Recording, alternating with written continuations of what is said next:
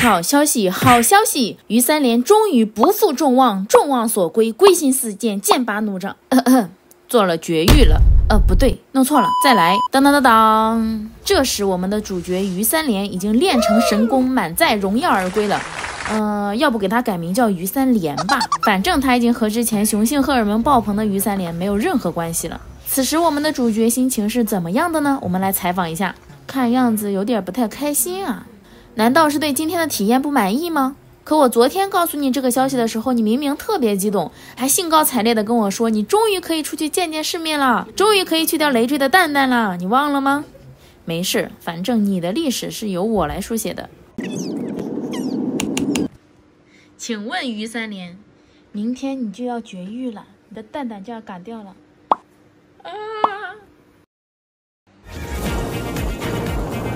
开心到抓左脚，开心到第一次飞檐走壁。下来，于三连，于三连，下来。我去，七夕看了这技术都自愧不如。猫生从来没有那么开心过，我一定要拿我最宝贵的东西回报妈妈的养育之恩。这可是你说的哦，你现在要为你的选择负责。那我们现在就出发啦！我天呀，上来！到了医院，于三连说：“谢谢你，妈妈，我终于来到了我梦想中的地方。”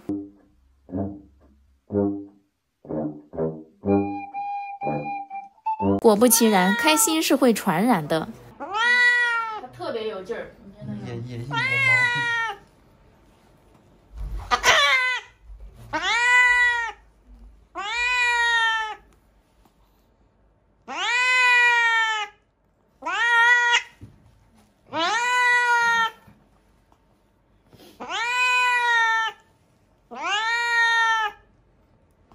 第一次叫，第一次这种声音。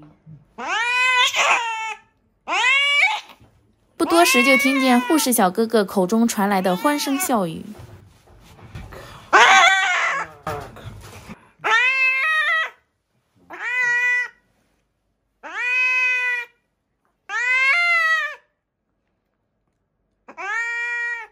手术非常顺利，我有理由相信小哥哥肯定在手术室对你照顾有加，一出来就生龙活虎，迫不及待想要从笼子里出来给我一个大大的拥抱。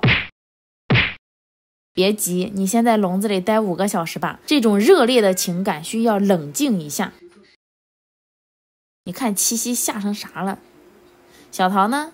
算了，肯定又躲起来了。今天晚上我给你换个大点的房间，你好好睡一觉，明天你再出来表达对我的感谢，好吧？